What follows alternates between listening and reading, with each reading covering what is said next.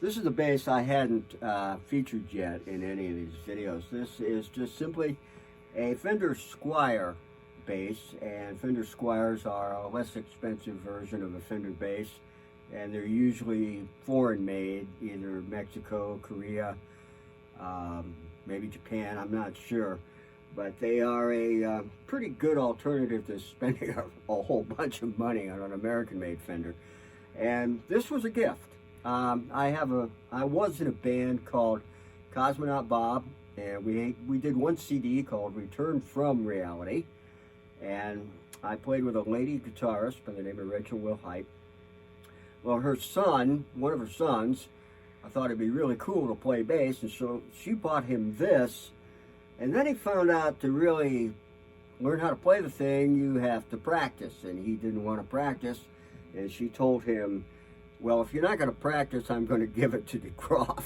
So DeGroff wound up with it. And I have used this quite extensively. Just as an experiment, I started hearing a lot of, in smooth jazz, you hear a lot of what's known as piccolo bass. And basically, piccolo bass is just these really light gauge bass strings. And they're about the same gauging as a guitarist would use.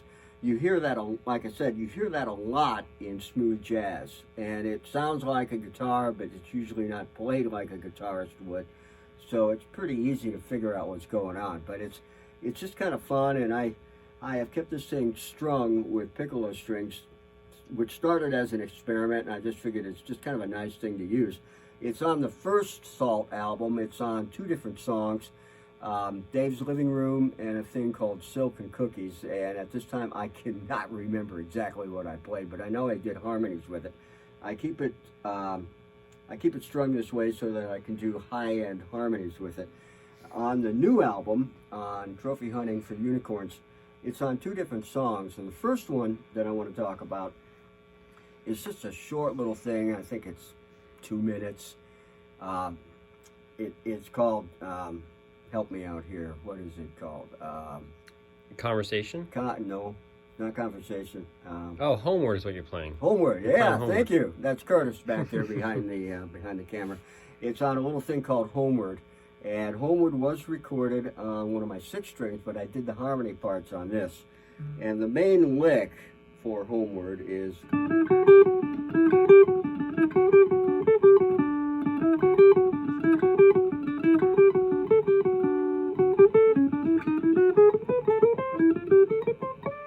That's the main lick, and everything goes off of that. Well, normally, a lot of times when you're going to do harmony parts, use either the 3rd or the 5th of the root note.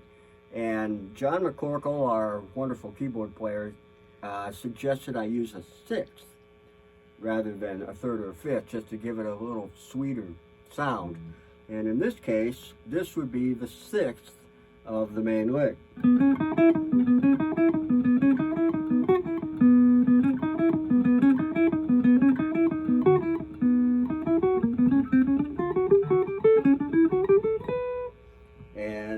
Some of the, if you listen, go back and listen to that tune, I go back and forth between sometimes a 6th, sometimes a 3rd, sometimes a 6th, sometimes a 5th, but it's just a lot of fun, and it gives it a lot more color and a lot more interest, even on a really short song. So I'm going to switch amps here and show you what I did on the blues tune called Basically Blue. I said I was going to switch amps to show you just a really off-the-wall, wild hair of an idea. I found this little orange battery-powered amp. I think it's got like a 2-inch speaker or something in it, and it has this little feature, a distortion button of all things on a tiny amp. And just out of sheer craziness, when we did the blues tune, a thing called Bassic Blue, I wanted a slide part, and I kind of figured, well, I'd like to see what it actually sounds like to try playing slide on bass. I've tried it before, way back when, and kind of just played around with it a little bit, so I figured I'd try it on this. So bear with me here. I'm not a master at slide, and in all honesty, when we first recorded it, I had a hard time making the notes actually correct. Basically, I played everything flat, so I had to kind of get a little more acclimated to the technique of playing a slide. This is probably not something I'm going to use much, but it is off the wall. And bear with me, here it goes.